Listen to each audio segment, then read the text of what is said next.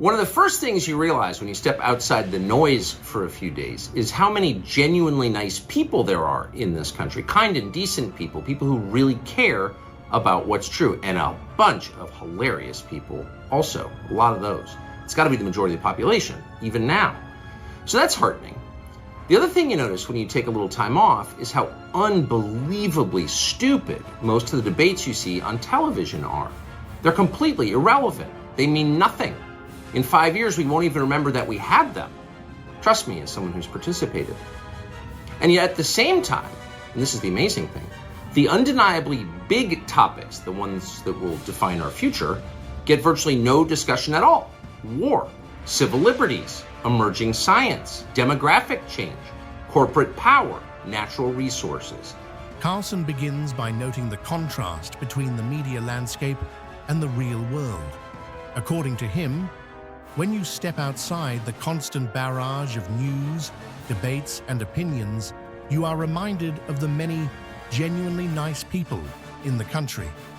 This observation speaks to a fundamental disconnect between the often hyperpolarized world of media and the reality that most people experience in their daily lives.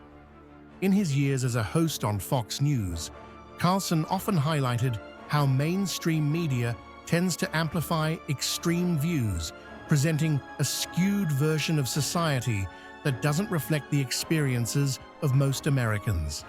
His point is that when you turn off the TV and step away from social media, you realize that the vast majority of people are kind, reasonable, and more concerned with truth than with ideological battles. When was the last time you heard a legitimate debate about any of those issues? It's been a long time. Debates like that are not permitted in American media. Both political parties and their donors have reached consensus on what benefits them, and they actively collude to shut down any conversation about it. Suddenly, the United States looks very much like a one-party state. That's a depressing realization, but it's not permanent. Our current orthodoxies won't last. They're brain dead. Nobody actually believes them. Hardly anyone's life is improved by them. This moment is too inherently ridiculous to continue, and so it won't. The people in charge know this. That's why they're hysterical and aggressive. They're afraid. They've given up persuasion. They're resorting to force. But it won't work. When honest people say what's true, calmly and without embarrassment, they become powerful. At the same time, the liars who've been trying to silence them shrink, and they become weaker. That's the iron law of the universe. True things prevail. Where can you still find Americans saying true things? There aren't many places left, but there are some, and that's enough. This idea resonates with a broader critique of media sensationalism, where the loudest and most controversial voices are often given the most attention.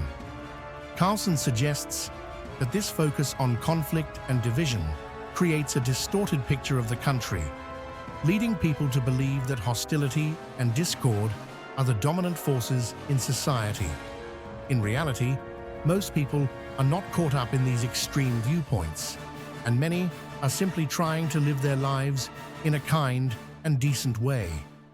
Carlson's remark that a bunch of hilarious people also exist among the general population is a reminder that humor and lightheartedness are often lost in the heated world of media debates. Buying products on Amazon.com is a little bit like masturbation. Not everybody admits to it, but honestly, you suspect it's pretty common. It's just so easy. But what exactly does Amazon.com do? How did Jeff Bezos get so rich? The details are unknown to most people, even frequent users of the site. Well, a new documentary takes a closer look at what Amazon does, at its business practices, and what those practices do to the people who try to make a living selling their products on the site. The documentary is called Amazon, Market, Power, Monopoly. So the filmmakers interview Amazon sellers who say they are barely keeping their heads above water because of the company's policies. And those policies tell them exactly how much they can charge for their own products. So take a look at this clip from the movie. It shows a German businessman who makes and sells children's beds and does nearly all of his business on Amazon.com. In a world dominated by serious political discussions, Carlson points out that many Americans still have a sense of humor, something that can be missing from the 24/7 news cycle. He sees humor as a sign of a healthy society, where people can laugh at themselves and not take every issue as a life or death matter. Moreover, he asserts that this kindness and humor likely make up the majority of the population even now. This is a significant claim because it suggests that despite the increasing polarization and negativity in public discourse, the core of American society remains largely decent and good-natured. Carlson's optimism about the general public contrasts sharply with his deep cynicism toward media institutions and political elites. He says the company puts pressure on him to keep his prices low as possible to keep customers from buying that same product on another site such as eBay. If Amazon finds out that he's selling his products cheaper on another site like eBay, they will punish him by making his products very hard to find on Amazon. And they do this by taking away what is called his buy box. The buy box is the area you click on the product page to make a purchase. If there's no buy box, customers tend to leave and buy it somewhere else. In other words, Amazon decides what you charge for your products, and if you don't obey, they will shut you down, but in the most passive-aggressive corporate way. They just remove your buy box. It's fascinating, and there's a lot like that in this film. It goes on to follow the business of a man called Molson Hart. He's the CEO of an educational toy company that does most of its business on Amazon. The film crew was there when Hart learned that Amazon would once again raise its fees on him. This idea also touches on a recurring theme in Carlson's work. The idea that the elites, media figures, politicians, corporate leaders do not represent the majority of Americans. He has often argued that these elites are disconnected from the everyday experiences of average people, and that they perpetuate narratives that are irrelevant to most citizens. Carlson's second major point is a critique of the unbelievably stupid debates that dominate television. This is a sharp condemnation of the media industry, which he believes prioritizes sensationalism and conflict over substance. Oh, so it's not really a free market tactic. If they're forcing you to raise your prices on other platforms, it's a monopoly tactic. And there's a difference. That's not the free market you just saw. That's how monopolies operate. So what you're saying, I think, is that Amazon sets the price market-wide, not just on its own site, but on other sites. So is that correct? In a way, that's true, right? So if you look at the statistics, and a lot of people have different statistics out there, Amazon controls roughly 50% of the whole online e-commerce market, depending on how you calculate it. And for us, since 90% of our sales come from Amazon, and since Amazon is more expensive to sell on. That is amazing. That's not at all what I imagined at all. So the strong majority goes to Amazon right off the top. So then how could you make a living doing it? I mean, how many brain flakes do you have to sell to take a week off and go to Disney World in August? For Carlson, much of what is debated on television is not only trivial, but completely detached from issues that matter to people's lives. He asserts that many of these debates mean nothing in 5 years, implying that the media focuses on short-term controversies rather than long-term, meaningful discussions. This argument can be seen as part of Carlson's broader critique of the media as an institution. Throughout his career, he has often accused mainstream news outlets of fostering division and distraction. Rather than engaging in thoughtful, substantive debates about policy or the future of the country, television news tends to focus on topics that are designed to provoke outrage or draw attention, but have little lasting significance. For example, Carlson has frequently criticized the media's obsession with celebrity scandals, culture wars, and partisan bickering. He believes that these issues are often distractions from more important topics such as economic inequality, foreign policy, and government overreach. By focusing on trivial matters, Carlson argues, the media keeps people distracted from the real issues that affect their lives. The real insults come from Kamala herself, don't they? Because she insults our intelligence every time she sits down for even a friendly interview. Laura Ingraham tackles the ultimate insult to the American people. It could not have been a softer interview and presentation. The only missing line or missing question was, do you like long walks on the beach? She could reveal that as well. And as for the one-on-one with liberal billionaire Oprah Winfrey, if there was such a thing as a verbal foot rub, this would be it. It seems to us that something happened to you the moment President Biden, stepped aside and withdrew his candidacy, that a veil or something dropped. With Kamala Harris's failures on economic policies and border security becoming impossible to ignore. Now, we have to remember, Harris has always benefited in her career from special treatment, including in this campaign. Now, she didn't have to go to win the Iowa caucuses or tramp through the snows of New Hampshire to convince voters there. And she doesn't have to do press conferences with hostile reporters, as Trump does. She hasn't had to explain her policy toward China or Russia. Her role is simply to repeat platitudes and memorize phrases. We love our country. I love our country. I know we all do. That's why everybody's here right now. We love our country. We take pride in the privilege of being American. Her press team has resorted to recycling tired, worn-out lines from 2016 and 2020. I thought she said we were systemically racist. How do you take pride in that kind of country? And hope that the hundreds of millions of dollars that she's raised from millionaires and billionaires are going to be enough to drown out Trump's message of peace and prosperity. That's what they're hoping for.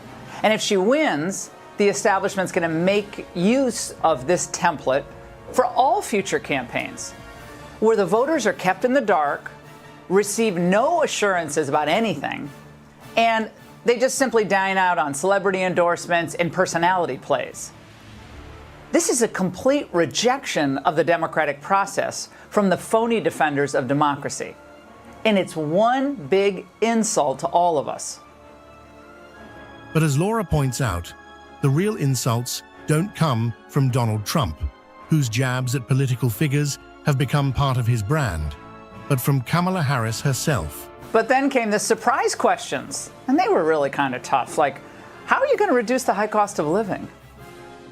I'd love to know what your plan is to help lower the cost of living. Yours is a story I hear around the country as I travel. And in terms of both rightly having the right to have aspirations and dreams and ambitions for your family, and working hard and finding that the American dream is, for this generation and so many recently, far more elusive than it's been.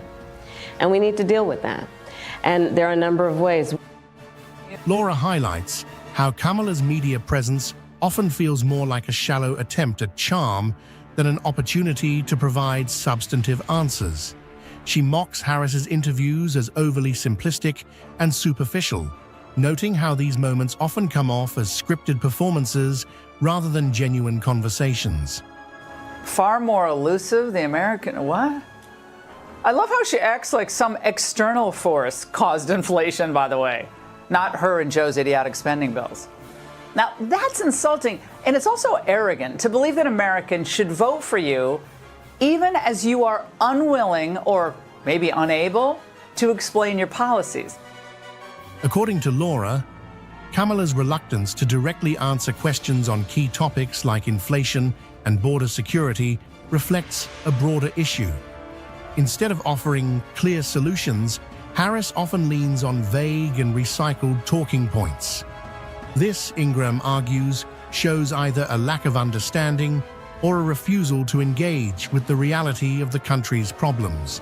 Her answers kind of remind me of that college kid who, when called on by the professor, hasn't done the class reading, so he or she just merely restates the question posed, as Kamala did on the question of how she's going to fix the border. Laura also points out the hypocrisy in Harris's public persona, calling out the inconsistency between her statements and the actual effects of her policies. At this point, Oprah's got to be thinking to herself, man, I just should have run for president myself. It would have been easier than live coaching this woman. Now, every exchange was an easy Kamala layup.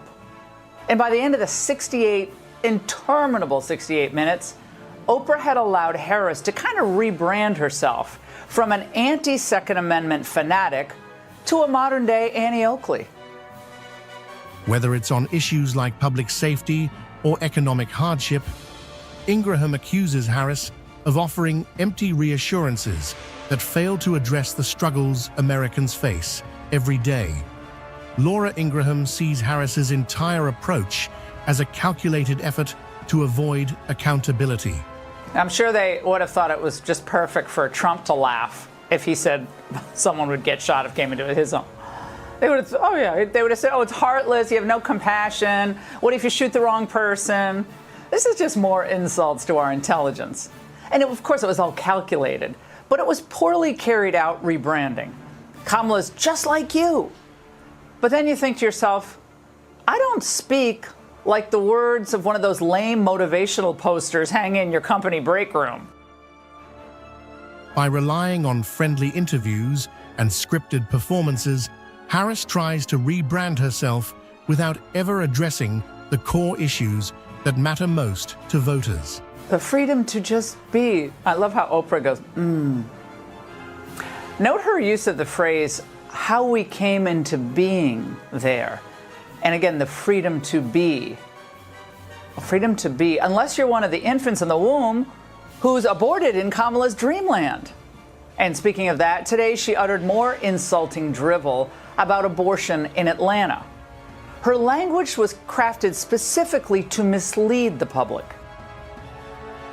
To Laura, this strategy isn't just dishonest. It's insulting to the American people, who deserve real answers and leadership, not hollow platitudes and superficial campaigns. Most vulnerable among us? How about those who can't yet speak for themselves? How condescending, though. Condescending to women, who, by the way, are poorer than they were 4 years ago, are less safe than they were on the streets 4 years ago, and less confident in the future than they were 4 years ago. But Kamala's crack group of high-paid pollsters and consultants believe that women's first, second, and third most important concerns are abortion, more abortion. Laura Ingraham doesn't hold back as she continues to dissect what she sees as Kamala Harris's superficial strategy. We already know about the elites here at home who are doing everything in their power to defeat Trump. There's billionaire Alex Soros, who met with Tim Walz yesterday. He appeared to be in his favorite genuflect position. Then there's billionaire Mark Cuban, who it seems is incapable of measured thought about Trump's enduring popularity. She focuses on how Harris's avoidance of tough questions and reliance on rehearsed responses are meant to distract from the vice president's lack of real achievements. According to Laura, this method not only undermines the role of leadership, but also signals a clear disregard for the concerns of everyday Americans. Ingraham criticizes Harris's preference for controlled environments, where she's only faced with easy, pre-approved questions. That are spending hundreds of millions of dollars on anti-Trump ads and lawsuits. Huge donor money also flows to smear groups staffed by Never Trump hatchet men. But Trump doesn't just have to beat all of them and their money. He's also up against the global elites who love having a weak U.S. president in place who puts foreign interests before America's. That's why they love Biden. Laura emphasizes that the American people deserve better, someone who is willing to face tough questions head-on, rather than hiding behind media personalities and celebrities who shield her from scrutiny. To Laura, This approach is not only evasive, but manipulative. It creates a false image of competence while ignoring the harsh realities of failed policies that have worsened the economy and left the border in disarray. It's really, really, really unfortunate that she could not see that question coming. I mean, a child could have told you that after a former president was nearly killed a second time, you might want to be ready for the question of how many times does it take before you make sure that you've got the protection around him per the White House that looks like a president currently, because that's what it's going to take. You'd think she'd be ready for that. I immediately got on X and said, there's never a hatchack around when you need. Harris Faulkner, a well-respected journalist and anchor for Fox News, has recently found herself in the spotlight due to a combination of her impactful reporting and public discussions surrounding her comments and professional choices. How are we supposed to trust the Secret Service to investigate themselves if they won't even tell us who they're investigating? Thankfully, whistleblowers are leaking. The New York Times is reporting the lead agent in charge of security at the Butler rally is Meredith Bank. The lane she was dangerously weaving and bobbing and going into, and that's where she didn't want to go, but she couldn't help herself because the answer to the question was she doesn't want to stop saying he's not a threat. Yeah. She doesn't want to stop saying he's a threat, rather, because that's how Democrats see it, a threat to democracy. It's their talking point. And they haven't thought it through. Well, could that be part of the problem of why he's in danger? If they have thought it through, then they're complicit. And if they haven't, they're really naive. As a trailblazer in the field, Faulkner has long been known for her engaging interview style and insightful analysis of current events. So Peter calls her out on it. She's upset, calls him dangerous for the question. I call her dangerous for the answer. Stop calling Donald Trump a threat. I mean, people have tried to kill him more than once now. However, the past few weeks have brought new developments that have sparked conversations among viewers and media commentators alike. Yeah, exactly. And it's dangerous for Peter to ask a question of the federal government. You can't do that. It's also dangerous for J.D. Vance to question the media. Now, despite the second attempt on Trump's life, White House Press Secretary Karine Jean-Pierre doubled down on referring to Trump as a threat. One of the primary reasons Harris Faulkner has been in the news is her candid discussions regarding race and representation in media. Faulkner, who is of African-American descent, has openly addressed the importance of diversity in journalism. Look, if you're feeling this economy, there's no way that you're buying what they're selling right now. Absolutely. So the polling is inflated. It always is. It's a brand new, shiny new object. And, That's right. and Barack and Michelle last night were really selling it for Kamala and so on and so forth. Well, they pretty much had to because she was next door at a fundraiser in Wisconsin. Right. America's better than this. It's a true point. Yes, we have spot sovereignty as a nation. I don't care how you vote. Thank you. I don't care what you think. What I know is this is the United States of America, and if they broke laws to get here, don't spend another dime on them. Deport them. What did we get yesterday? We got more of what she says on the campaign. I was watching you guys earlier. You can do the side-by-sides and see how she keeps repeating herself and so on. My big question today is, you had, and look, this is no disrespect to Eugene and Garen and Tanya who were doing the job. You did not have network anchors up there, though, who do TV every day. And it was a different feel about it, or at least do that pressure cooker type of what we do. The big stars in the party carry her flag for her, and the media does, some of them too. In light of the ongoing national conversations about racial equality and representation, her insights have resonated with many viewers. Primetime looked all over the internet. New York Times is reporting the lead agent in charge of security at the Butler rally is Meredith Bank. Primetime looked all over the internet for information about Meredith Bank. No photos, no bio, it's all gone. Now, we don't know how qualified Agent Bank is. Was she one of the female agents that former director Kimberly Cheadle was promoting with her DEI agenda? We don't know. Was she one of the female agents that was promoted even after failing tests? We don't know. But Butler was a test, and she failed it. It never goes well. You know, this guy served his country and worked hard all his life. No wonder CNN sees him as the problem. You know, for those who didn't see, Carly, J.D. Vance brought constituent complaints to his interview. She can fact check them, fine. That's what the media can do. But then he questioned Dana Bash, giving multiple choice questions to Kamala Harris and Tim Walz, contrasting it with his interview where he was constantly interrupted. And it's not dangerous for him to question the media. Here's a tip, lady. Never interview a guy with a beer in one hand and a Solo cup in the other. During her segments, Faulkner has emphasized the need for a variety of voices in media, advocating for greater inclusivity within the industry. Recently, Faulkner hosted a special segment on Fox News dedicated to the achievements and challenges faced by Black Americans. Yeah, I mean, what a shame. Who gets a pass like that? What a disappointment the media has been for all of us, really letting down the American people. Saw in Chicago is their annual conference. So any venue that they would have booked by NABJ would have been much larger than, basically a campaign stop. And by the way, NABJ promised, it came out in all of its language, that this was a journalism event and that this was not politics. On all the campaign materials, this was a campaign stop. Well, I'm a little concerned about when you get 51 experts and they have anything to do with our economy, our national security. How often are they this wrong? Yes. I mean, we happen to know about this time, but if these are the people that they're consulting on a regular basis, it might explain a lot of the failure that we see. His commentary tends to focus on freedom of speech, cancel culture, and what he sees as the encroachment of political correctness on personal liberties. Gutfeld's style is more relaxed and conversational, aiming to make serious topics more accessible and entertaining without losing the substance of his arguments. Kayleigh McEnany, on the other hand, brings a more structured and formal approach to her political analysis. And should we maybe bump some of those people out of the circle? Like, Biden promised that if somebody wasn't doing the right thing on day one, remember the 1,000-person Zoom or whatever it was, and he was saying, I'm going to get rid of whoever doesn't do their job or is not kind, and he had all the things, and of course he hasn't really applied that promise. But this would be a place, well, maybe those are the people you shouldn't be listening to.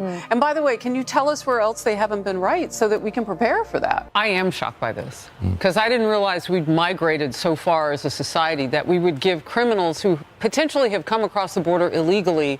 Liberal media pundits quickly claimed that Vice President Kamala Harris won Tuesday's debate. But it seemed undecided voters are not so sure. The New York Times reporting this.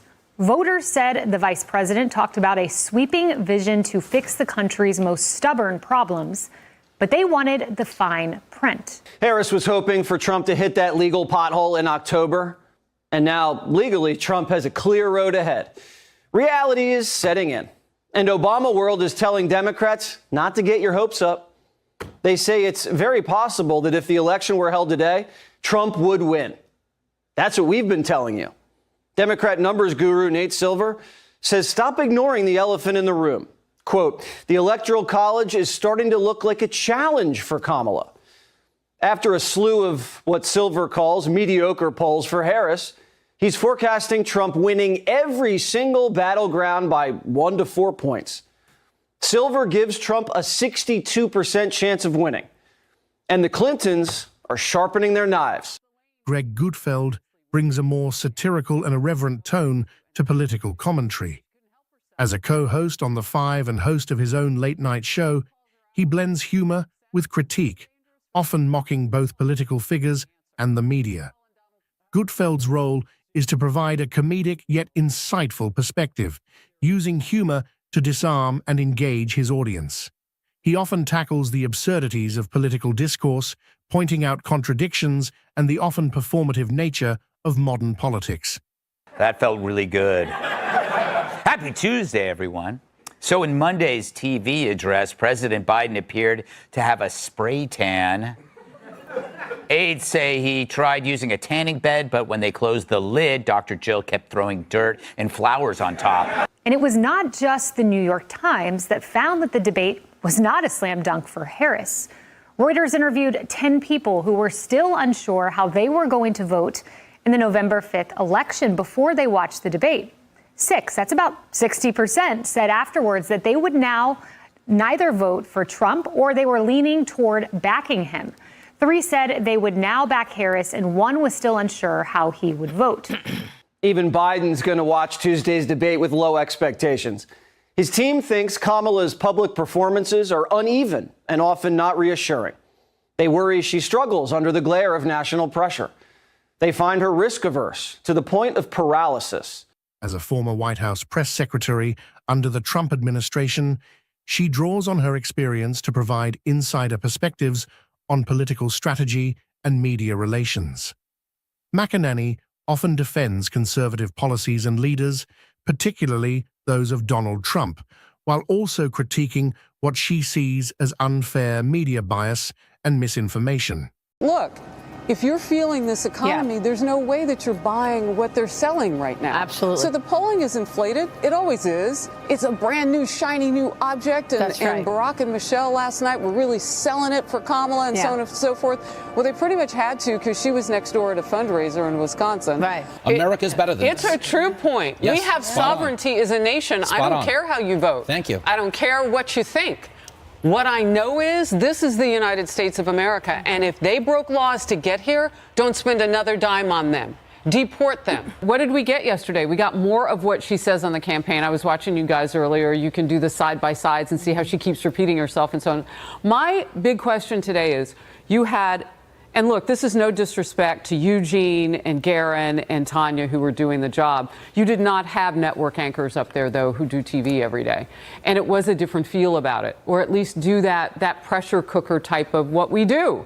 The big stars in the party carry her flag for her, and the media does, some of them too. Yeah, I mean, what a shame. Who gets a pass like that? What a disappointment the media has been for all of us, really letting down the American people. Harris Faulkner just made an unexpected, huge announcement that has left her audience stunned.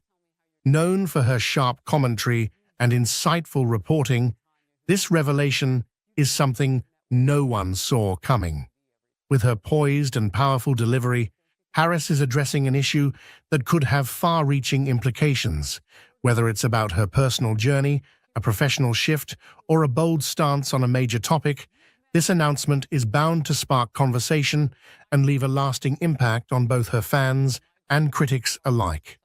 Stay tuned as Harris takes center stage in a way that's sure to surprise everyone. Saw in Chicago is their annual conference, so any venue that they would have booked by NABJ would have been much larger than, basically a campaign stop. And by the way, NABJ promised, it came out in all of its language, that this was a journalism event and that this was not politics. On all the campaign materials, this was a campaign stop. Well, I'm a little concerned about when you get 51 experts and they have anything to do with our economy, our national security. How often are they this wrong? Yes. I mean, we happen to know about this time, but if these are the people that they're consulting on a regular basis, it might explain a lot of the failure that we see.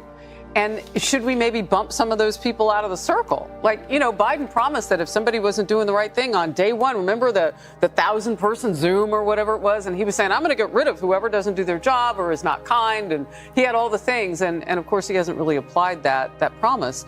But this would be a place, well, maybe those are the people you shouldn't be listening to. And by the way, can you tell us where else they haven't been right so that we can prepare for that? I am shocked by this because I didn't realize we'd migrated so far as a society that we would give criminals who potentially have come across the border illegally the same rights that our people have, which have been mitigated so much by soft on crime policies. Like, I mean, it's gotten so much easier for the criminals and so much harder for the victims. And now the people who break our number one law first coming across the border, number one thing, like you didn't even get here legally, and then they get to do more crime against us. And then you let them go per the things that are on the books for the criminals who are American. Zero bail. Look no further than this case, and you know what's at stake for both of those presidential candidates Thursday night. It is Trump's border policies versus Biden's border politics. And if you want to know just how deep the politics go to the fact that even his Department of Homeland Security Secretary Alejandro Mayorkas couldn't speak of one victim per name. Now, we've had enough of these situations that we're at a tipping point, I would imagine. Like, Biden's going to have to do more than just blame the Republicans. I don't know what Thursday night will look like, but on this Monday, that court, oh my goodness, they saw that mom who was so brave before the microphones today, sitting just feet away from one of the monsters who took her little girl. I remember that moment so vividly because it was the opposite of what anybody would do. anybody would show you civility. This was July 31st. July 13th, he had been shot in the first assassination attempt on his life. The journalist couldn't even start there with, "We're glad you're okay. This is your first opportunity to talk with this group of people, and we're glad you've come today. You know that we're going to ask tough questions.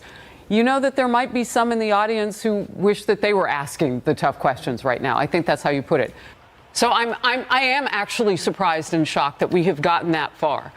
But I don't want to be surprised or shocked about what has to happen next. Yep. I want to feel confident that we're going to do the right thing. And that is, if we think these guys came over illegally, I don't know how you don't mention how to make life better here in Chicago. You had Chicago's golden son on the dais last night at that convention, Barack Obama. Yes, that's right.